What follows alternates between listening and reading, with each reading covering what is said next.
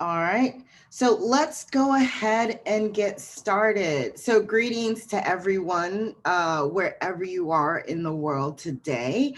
Um, Thank you for attending the Leading Organizations in Change office hours. As always, I am your course facilitator, Jacqueline Faith. And today we're going to spend some time talking a little bit about the change simulation, which is probably my favorite part of this class, which I'm sure you well know by now. As always, a couple of housekeeping items. Your mics are muted, as you know. If you would like to communicate with myself or your fellow participants or course support, please leverage the chat box and make sure you select all panelists and attendees. If you have any specific questions that I can answer for you, please utilize the Q&A box to do so. All right, so let's jump right into it. This is probably going to be a fairly quick session. I'm going to cover a couple of topics, and then I am going to share a tool with you that I use for the simulation, and we will actually take a look at this, the simulation and a couple of features and things that you should be aware of as you're going through the simulation. And the last thing I'll let you know before we start is you currently have access to your first time going through the simulation, right? So you're given two opportunities to go through it. So if you don't get it right the first time, that is perfectly okay. It is part of the learning process. You will be given another opportunity to complete the simulation. It'll be reset for you once course support has had an opportunity to mark the fact that you have completed it. And it will be available to you, I believe, around the 15th will be your second time to go through the simulation. All right. So if you didn't get it just right the first time, no worries. All right, so we talked about this before, and I just want to touch on this a little bit, right? When we're thinking about navigating change within the context of organizations, you've got to manage it on two levels, right? You've got the overall organization level, right? So you think about it as kind of like the flock of birds, and then you've also got the individual level where people have to uh, make the decision to make a change, right? And at the organizational level, we're thinking about the phases that they go through in kind of three distinct phases: the mobilization phase, movement, and sustainment. And you'll see this as a part of the simulation as well as you go through it, right? And so in the mobilization phase, it's all about creating awareness. It's all about establishing that sense of urgency. It's all about identifying your critical stakeholders that you need to take along and advance the journey of change within the organization. So, who are going to be powerful advocates throughout the organization who will do some blocking and tackling and advocating for your change among different areas of the organization. And then during the mobilization phase, you're also thinking about building up the capabilities of those folks who are going to be involved in driving the change, right? So maybe some skill building that you engage in with certain project members. It may also look like bringing in some outside counsel to provide guidance or even establish a sense of credibility within the organization. So the mobilization phase is really critical when you are thinking about how you're going to build your strategy to drive change within the organization, right? And so once you successfully done the activities within the mobilization phase, established a solid foundation, now is when you want to begin to move the organization forward, right? Try to build some momentum and move into the movement phase, right? And so you're thinking about how do you go about building commitment within the organization. And a big part of that is not only establishing a clear case and vision for the change, but effectively communicating that out via multiple mechanisms, right? You want to use multiple tactics for communicating. So you do want to leverage some top down, but it's also valuable to do some grassroots type of efforts to get people knowledgeable of what's going on and have them have a variety of mechanisms for finding out about your respective change, right?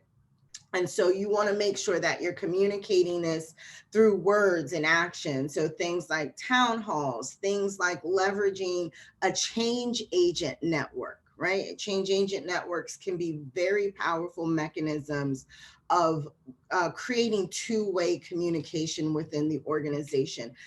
During the movement phase is when you want to really think about celebrating your small wins and creating buy-in, right? You're laying the groundwork for other future major activities that you might have to engage in. So once you've started the movement and built the momentum and started to integrate the change, you want to think about what it's going to look like to sustain the change, right? So that we're not going backwards, so that if you're in the context of an IT implementation, some new technology, that there's not shadow IT in the background where people are undermining all of the good work that you've done, right? So in some cases, some of the activities that might happen in this phase might be some realignments. But you really want to think about what it looks like to operationalize the change, right? And you might do that through formal policies and processes, systems and structures, right? And so sustainment is, I think, often overlooked, and probably not enough effort is put towards planning and executing sustainment activities, but it's a really critical element of the work that you do from a change perspective. So grassroots, Boaz asked a question about some examples of grassroots efforts. I mentioned change agent networks, right? So an example of a change agent network might be, you might find some folks who have a high level of credibility throughout the organization, and you bring them into the process and you equip them and you give them information and you train them, and then you send them back out into the organization to talk about it with their peers. Sometimes you might use your change agent networks to host events in the various areas. So as an example, you might use executive administrators, right? Or administrative assistants can be folks that you might use because they're connected to everyone. They know everything that's going on. They can be powerful advocates for a grassroots effort. So when I say grassroots, I mean involving different levels of the organization and not just keeping it up at the most senior level with top down trying to tell people what to do, but leveraging peers to build excitement and to inform and act as resources for other folks within the organization. That's an example of something that I would consider grassroots, right? So we talked about the organizational level. Well, we also have the individual level. They have to go, each person that's adopting the change has to go through their own process as well, right? And so it's kind of similar. to the organizational level with some nuance, right? And so the first phase always is awareness. People need to understand what's going on. And it's important that you communicate very clearly the case, the business case for why you're doing it. And that you also develop what we like to call the WIFM, the what's in it for me. And part of that is understanding the different stakeholder groups within your organization so that you can understand how this change will impact them and why it's important to them in their respective areas so that you can customize the message by the various groups, right? And so when we're talking about awareness, it's not solely this is what we're doing, but it's also this is why we're doing it. This is why it's important. And these are the implications for you and why it matters for you in light of the work that you do within the organization. Awareness cannot be understated how important it is, because if you do not give people information, they will fill in the blanks, often with erroneous information. That's how you get rumor mills started. And so there's a lot of trepidation and challenges that are associated with large changes. And sometimes it drives a lot of fear in people. So you want to head that off by doing your due diligence and communicating often and in a variety of ways. Through the building of that awareness, you begin to pique people's interest, right? People start asking questions, people start investigating, which is where, you know, your change network can come in handy, because then they have someone who's near and dear to them that they can get information from directly, right? So people start inquiring and trying to better understand what the implications of the changes are. Then they move into trial, right? So now we're investigating it. People are now potentially becoming part of pilot projects. This is the opportunity to do focus groups and things like that to understand people's perspective. People are starting to get used to the idea and start to embrace whatever it is that you're doing. And then you can move them into adoption where they are implementing it in their respective areas. So this is, you're providing educational opportunities and training. You are providing role modeling. You are enabling people to adopt this new change in their respective area. So it's a multifaceted endeavor when we're talking about navigating change. And we talked a little bit about the two types of change, right? And this is all about how you're able to develop that sense of urgency within the organization. You've got the reactive change, which is often much easier for people to stomach because it's easy to understand. Like, if we don't do this change, our business may not remain viable, right? And so oftentimes with reactive change, we're trying to close some performance gaps so that the organization as a whole doesn't suffer.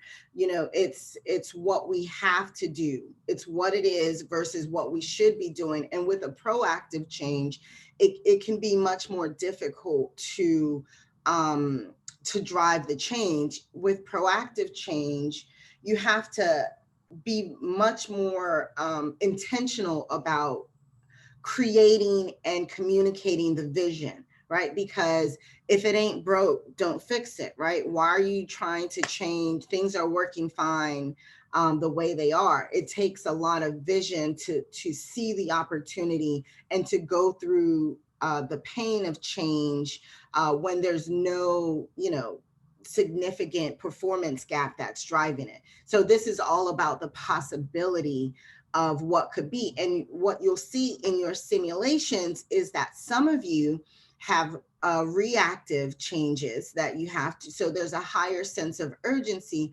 versus half of you have proactive change. The change agent in your scenario is saying this is a great opportunity that for us to be forward thinking, and you'll find that you have a little bit more resistance in the scenarios where the change is proactive.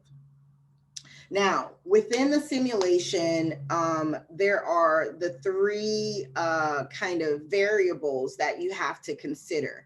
I mentioned the proactivity versus reactivity, right?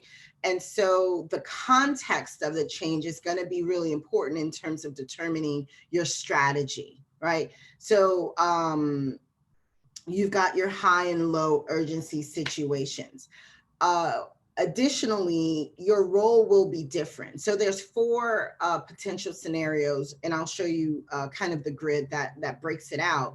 You're either the CEO in a high or low urgency situation, or you're a middle manager, in this case, a director. That has an impact on the kind of strategy that you're going to use to drive your change. And then you have 18 change levers, right? You have 18 actions that you can take. And we're going to talk a little bit more about each one of them. Well, not each one of them, but we're going to talk about a handful of them so you can get a feel for how to make the best decisions possible. So here's kind of the little grid that shows the different scenario that you may have, right? You're either a director of product innovation, or you're a CEO, right? So you have a variance in your level of influence within the organization, in addition to how urgent the scenario is. And we'll look at that within the context of the simulation. Here is kind of the layout of the actions that you can take. It shows you your different change levers. It shows you, you can see here the scope of that action. So in some cases, some things that you may do will impact the entire organization, whereas other change levers that you may use, you have to select the specific people that you want to take these actions on, right? In addition to that, each change lever has a certain number of weeks associated with each activity, right? And you have a certain timeline that you can leverage to facilitate the change and get a critical mass of adopters. So these weeks to implement are going to be really important when you are building your strategy. As an example, if you look down here on revised reward system, it takes 12 weeks to implement that, right? So you want to be careful not to leverage something that takes so long to implement at the wrong time, because it takes a long time to implement. And then each one of these levers, you only have a certain number, you can use it only, it takes time for you to be able to use it again. So for example, if you do walk the talk today, you'll have to wait 8 weeks within the context of the simulation to use it again, right? So you want to think about that when you're making selection. Like, for example, if you do a pilot project, it will take another 12 weeks worth of activities before you can use it again. All right, so we'll look at that within the context of the actual simulation as well. In addition to that, you have a dashboard that shows all of your stakeholders, from the CEO all the way down to some associate level folks, right? And so you've got the CEO who's marked in red. Then you have the top management that is here in purple. You have middle management here that's shown in blue. And then on the orange, you have frontline workers. So this is going to matter for you if you think about these activities. when you are if you have to choose folks to engage in these activities, you want to consider, you know, where they fall in the organization, who they're connected to, as well as the information that you get. One pointer that I can give you is interviews are really important. There's certain information that you will not get unless you interview people. And as you can see, to do interviews, it only takes 1 week to implement, and you can do it again after 1 week. I highly encourage you to leverage interviews, not just in the middle, but throughout the process, and to be liberal with your interviews. The way that I approached it is I interviewed everybody. You may not take that approach, that's fine. But interviews are really important because there's critical information from key stakeholders that you will only get if you conduct the interview. All right.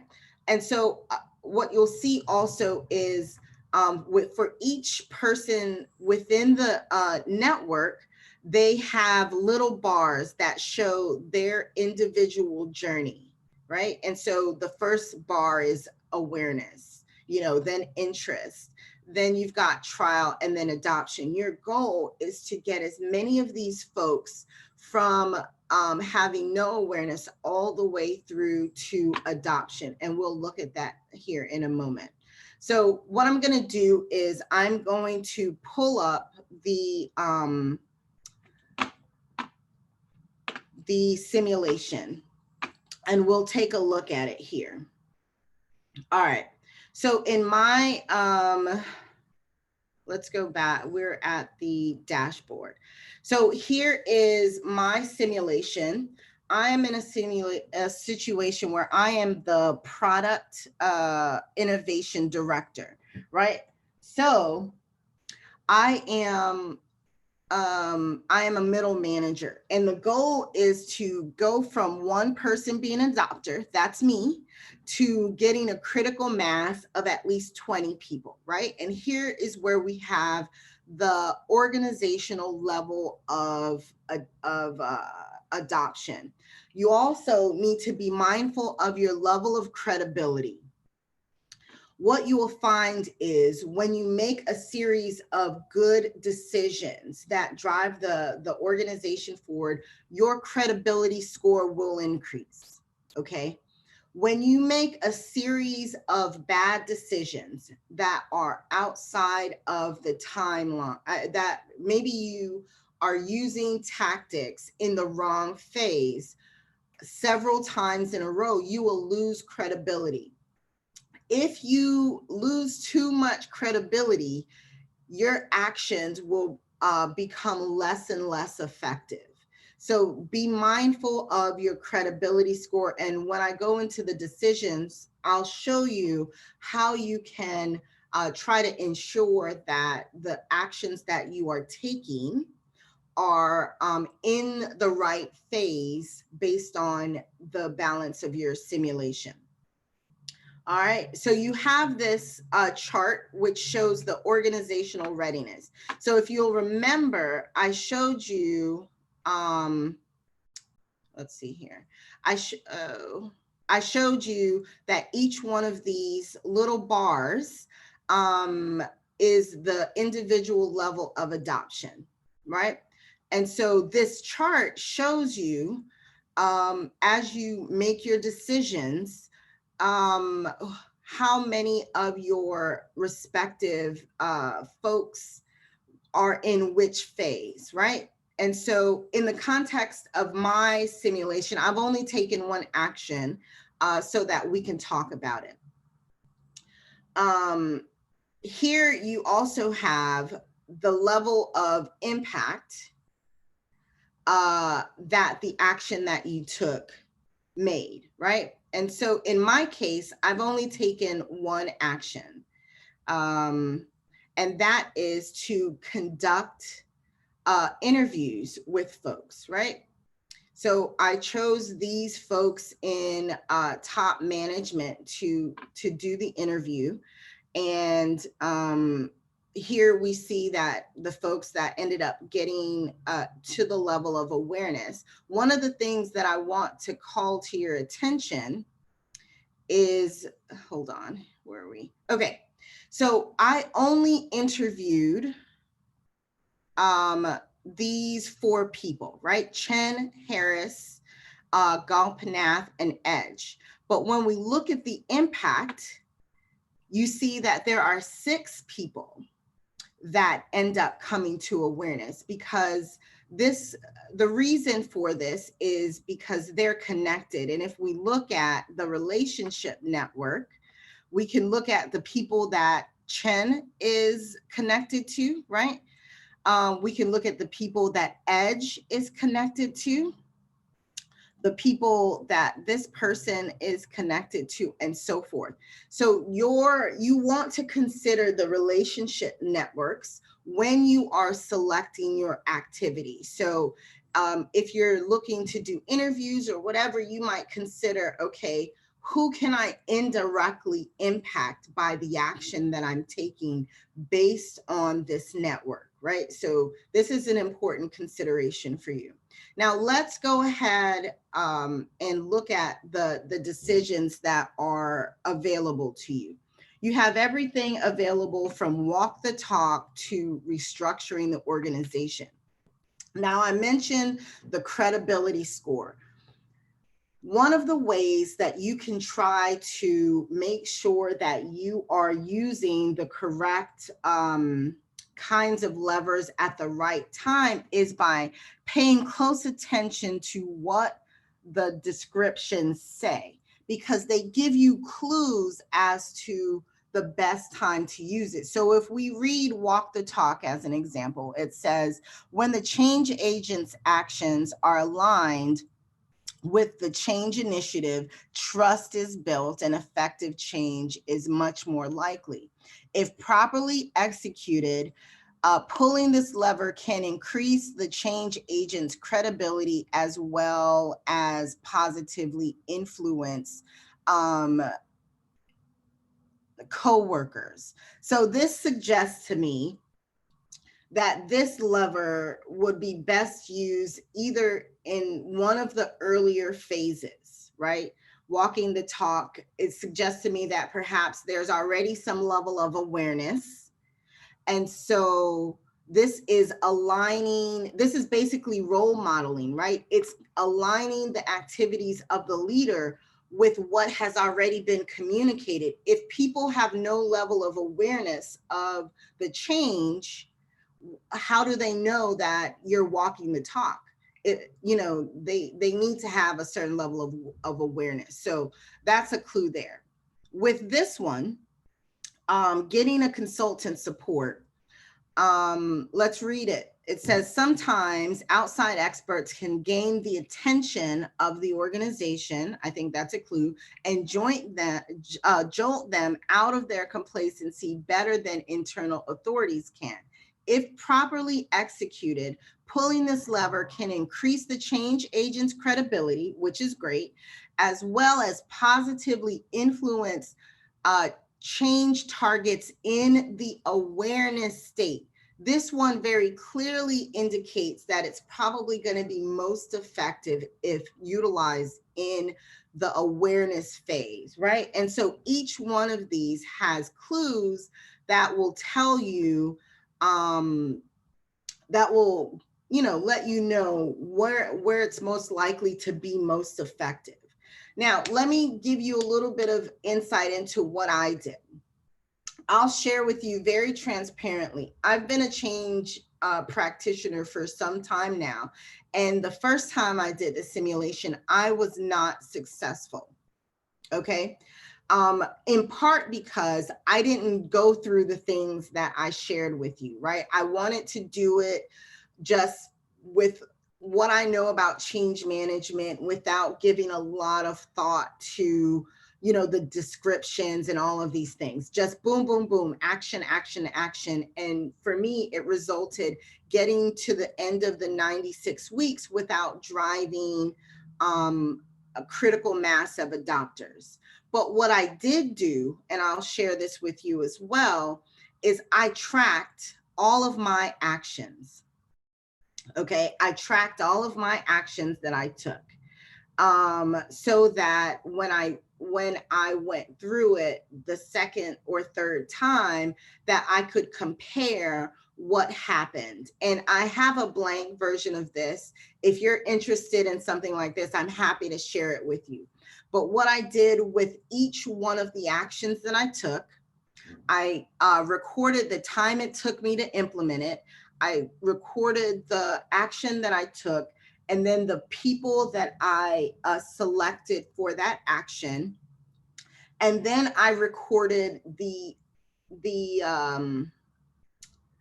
outcome. So in this case, in the simulation that I just showed you, I did private interviews with 4 people. And then I ended up having 6 people come to the awareness phase. And then I also, in my notes, I indicated what happened to who.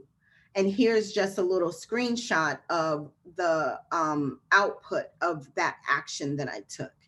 And then I took the next action and I recorded it here. I indicated how much time it took to implement and who I selected and what the output, what the outcome was. And in this case, 3 people that were in the awareness phase moved to the interest phase. And then I recorded my credibility, and I compared it to the actions that I had taken before and what the outcome was. This was really helpful for me in my learning process of understanding the simulation.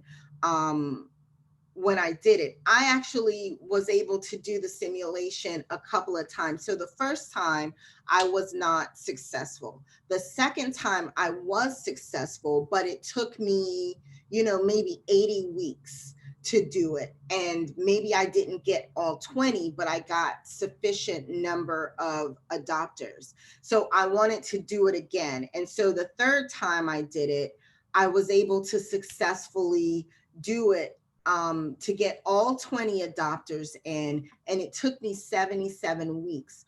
The last time I did it, I wanted to try to see if I could speed up how long it took me to get all 20 adopters, and I was only able to improve it by 1 week.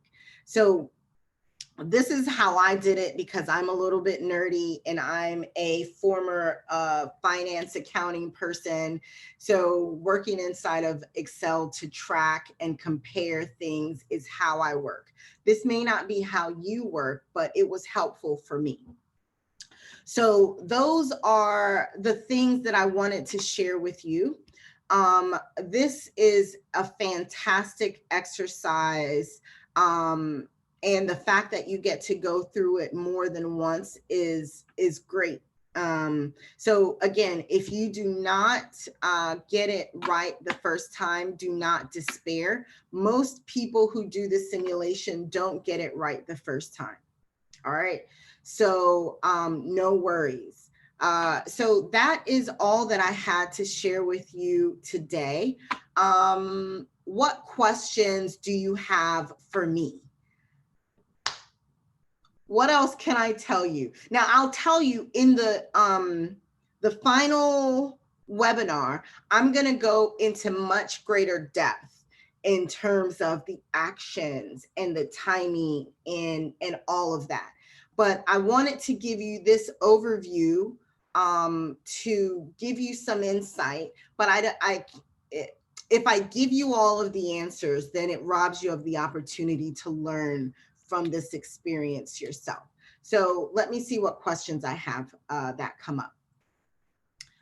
Let's see. Can I ask something concerning the simulator versus real situations? Absolutely. Feel free to ask whatever questions that come to mind. Let's see what else we've got here. I would appreciate it if you could share the action template. I will absolutely send it as soon as we conclude this session. I'll send it out to the whole group. How do we submit the simulation? So once you've completed the simulation, all you have to do is go into Canvas and go to that assignment and enter in the text box, simulation complete. That's it. And what that's going to do is alert course support that you've completed it. They'll go into the simulation and validate that it's completed, and then you'll get full credit for it. So whether or not you successfully drive the whole organization to adoption is not the point, right? The point is that you've gone through the simulation and that you've completed it. So don't worry, you still get full credit if you do not successfully drive adoption for everyone. Just go into Canvas and type in the text, simulation completed, and then course support will go through and validate that you completed it, and you'll be good to go. Let's see, what do we submit? Okay, all right. Does the description of the levers in real life, really like that in real life? It depends. It really depends on the organization. It depends on the culture. It depends on the organization's past experiences with change, past experiences with consultants, right? So this simulation is a realistic but simplified example of what you might see in the real world. Getting consultants to come and be a part of your change in one company can be great. Getting it in to be a part of another organization can be a disaster, because some organizations have an inherent distrust of external consultants. They feel like they're overpaid people who are doing what anyone in their own organization can do. So you've really got each lever, whatever you decide, whatever tactics you use, you have to do it based on an understanding of the organization you're operating in. Even within the context of one organization, the way that you interact with, say, finance can be vastly different than the way that you interact with supply chain or IT, right? So that's why when you are doing any change initiative, it must begin with some initial assessment. Who are your stakeholders? What are their interests, right? Where are potential areas of resistance and roadblocks? Who do you need to get involved in the change, right? Like, all of these are questions and assessments that have to be done on the front end. How significant is the impact? What is the magnitude of the change? How many other changes are going on? All of these things in the real world are going to inform which levers you're going to use within that within the various contexts that you're operating in. I hope that wasn't too nebulous of an answer. Hopefully that answered your question. We have someone asking, how many times can we try at max?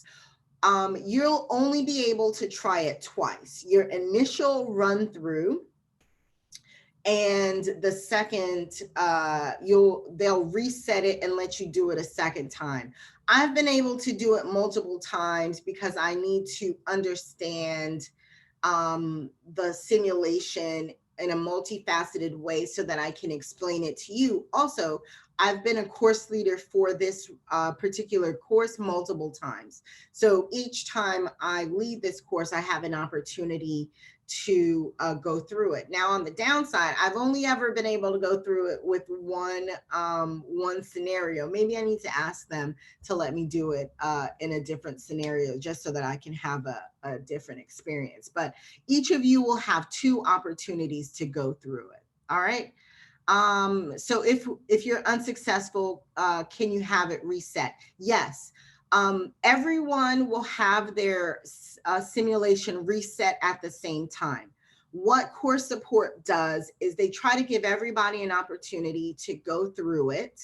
And then they grade everybody's at the same time.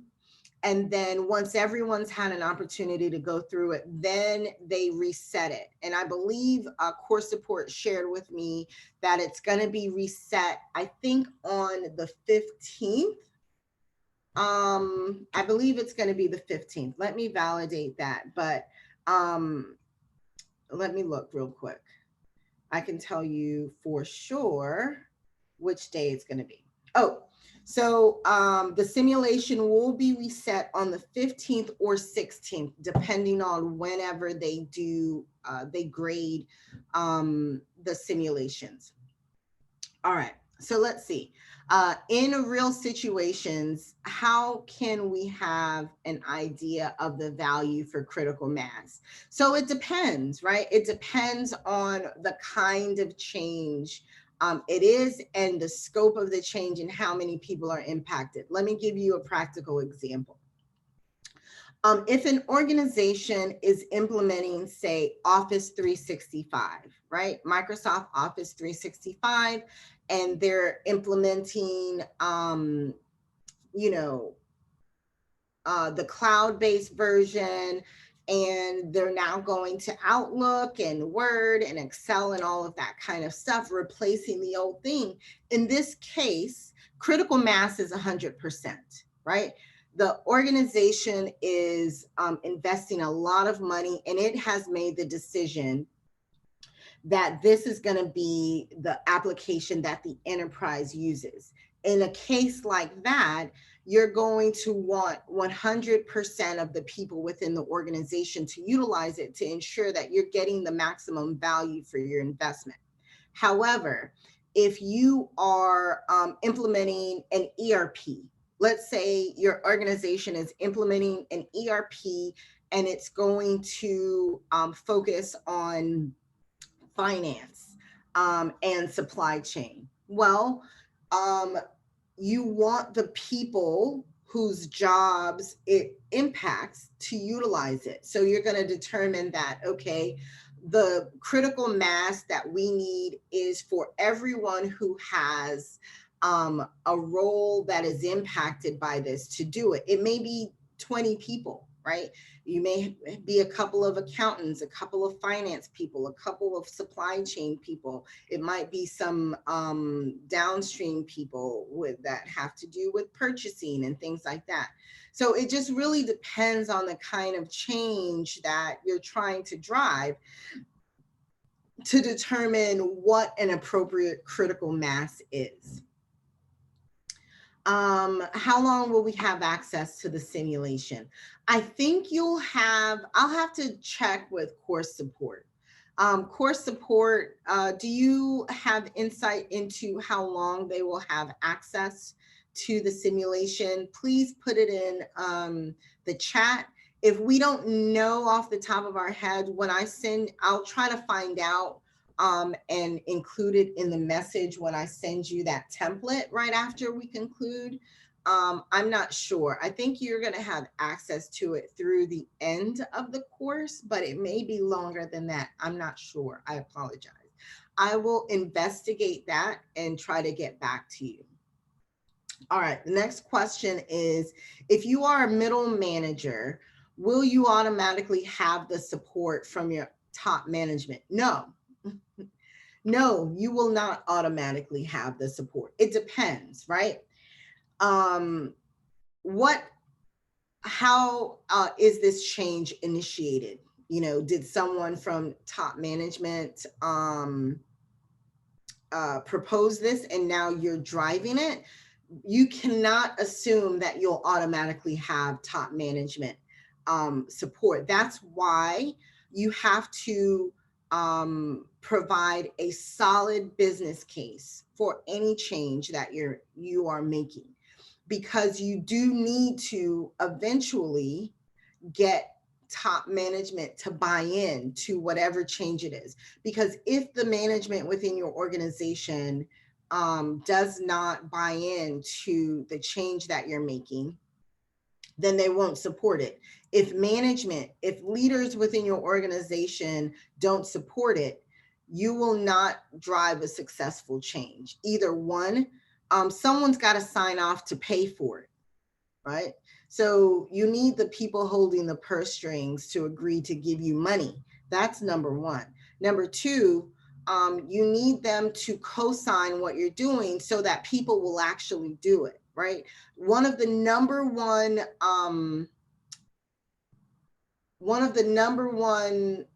what's the word I'm looking for? Success factors for change is active and visible leadership within the organization, supporting the change. If you don't have that, it's really hard to drive a change. So it will not be automatic. It's one of the things that you'll have to work towards to ensure that your change is successful. There's another one in the chat. Let's see. I find having a social network at work distracting and less productive. But after taking this course, I think I must rethink my approach. What are your thoughts? I agree with you. Cultivating networks at work is very time consuming. It's very, very time consuming. But it is worth it. I remember I did an internship a long time ago. And it was one of the best experiences I ever had. And the person who led me told me 25% of my job is building relationships. And I didn't understand that until much later, because whenever people want to do things for and with people they like, right? You can, you look at that whole network piece in the simulation, certain people are connected to certain other people. And when I let the 4 people know, 6 people became aware. That's really important when you're talking about change. Networks within organization are really important. So it's time consuming. It can be difficult, but it will pay you in dividends. I promise. It is worthwhile, because you may not know who to go to, but someone you know might know. You may not have a relationship, but someone in your network might have a relationship with a key stakeholder and can give you an introduction, or can give you insight into the best way to approach this individual so that they won't reject you.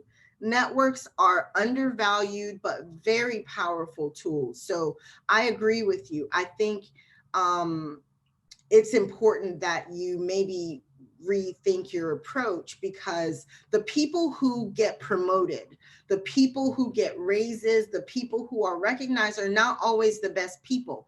It is the people with the broadest network, the people who talk about what they're doing to a wider network, so that when people go into performance reviews, oh, I've heard about that person doing that, or I know that, or there are more people to advocate. That's just one example. I'm sorry if I've gone down a rabbit hole here, but networks are extremely powerful.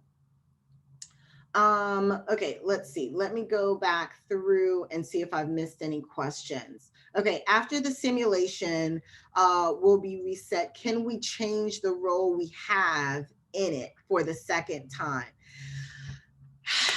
Bogdan, that has not been my experience. The second run through is the same simulation that you had, the same scenario that you had, in part because, again, most people don't do it successfully the first time. So giving someone one simulation that they didn't successfully complete and then giving them a completely different one, it kind of doesn't enable them to learn from their previous mistakes. So you will be getting the same simulation. It won't be an alternative one.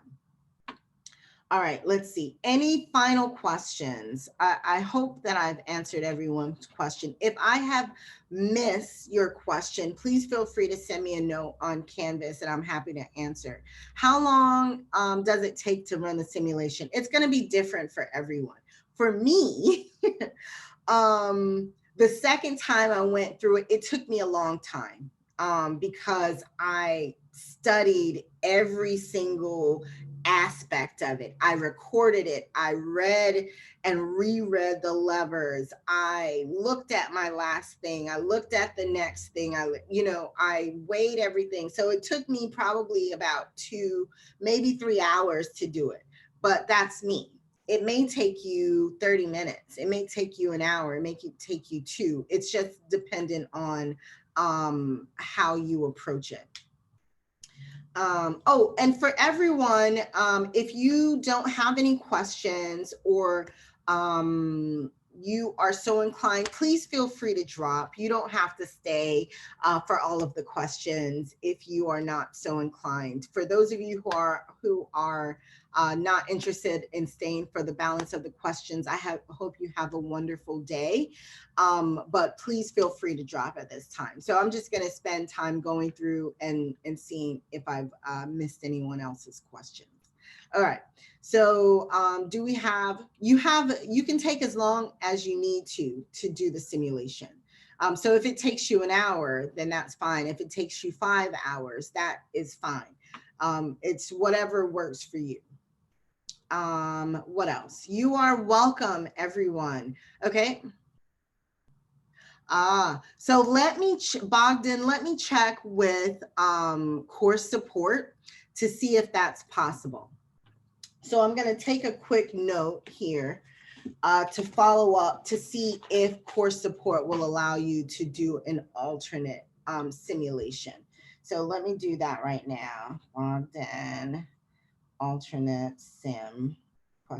Okay, I'll follow up on that for you, Bogdan. But if it's not possible, I'll try again in another order. Okay, no problem. All right, so can we stop the simulation at any time and come back to it later? Yes. If you start the simulation and you close it out, it will just pick back up where you left off. All right, so that's not a problem. If you don't have to finish it in one sitting. You can take as long as you need to up until the point where they cut it off. So I think you want to make sure that you try to finish it by the due date shown in Canvas to make sure that you get credit for it, but you don't have to complete it in one sitting. All right, let's see what else. Okay, that looks like all of the questions. Oh, let's see. And we have to submit it by Max Monday. Ideally, yes. Let me take a look. Let me see. If we look in, let's look at the, let's take a look and see what the date is, the due date is for the simulation. You want to try to get it done by the date. Okay, so it says here that the simulation is due by January 13th. So ideally, you want to complete the first run of the simulation by January 13th so that you can get your full credit and that you'll be ready when it's time to reset the simulation. Let's see, and the second try later on. I'm not sure when your access to the simulation will be ended. Let me find out. Let's see, that's Rita. Rita, let me follow up with course support to find out how long you'll have access to the simulation. How long sim access? And then I'll get back to you on that, okay? All right, anything else? Let me look real quick in the Q&A box. Oh, okay, here we go. Renata has a question. Will we have a tool with all those levers and stakeholders network mapping just like we have on the simulation for us to use in real situations? So I do have, I'll share with you a resource that allows you to map networks within organizations. So let me make a note here for Renata. But you can do that work. You can do it informally also, right? You don't necessarily have to have an exact network map, but you can kind of informally identify who has connections with who. But you definitely want to do a stakeholder analysis in the context of your change, where you're identifying who your stakeholders are, what their roles are, you know, what their level of influence in the organization is, and what their interest in the respective change is going to be. I'll send you a link to a website that has a lot of different tools that you can use for network mapping. All right. But you're not going to have like a tool like the simulation that puts it all together so neatly. Change management it's not complicated, but it is challenging.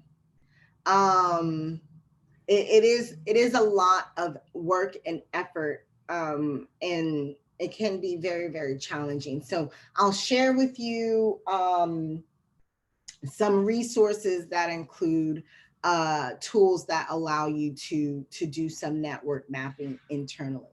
All right.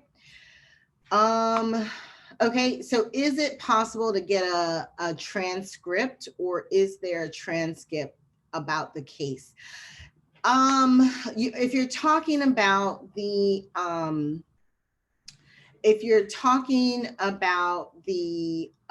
simulation, I do think that there is something on the simulation that will show you. Let me take a look here. Your actions.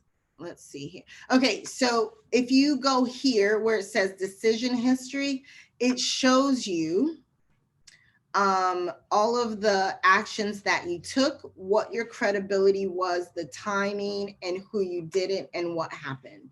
I apologize. I should have showed this when I went through the walkthrough before, right? So this is the closest thing that you're going to have to a transcript. So if I take another action, let's see what I did in my,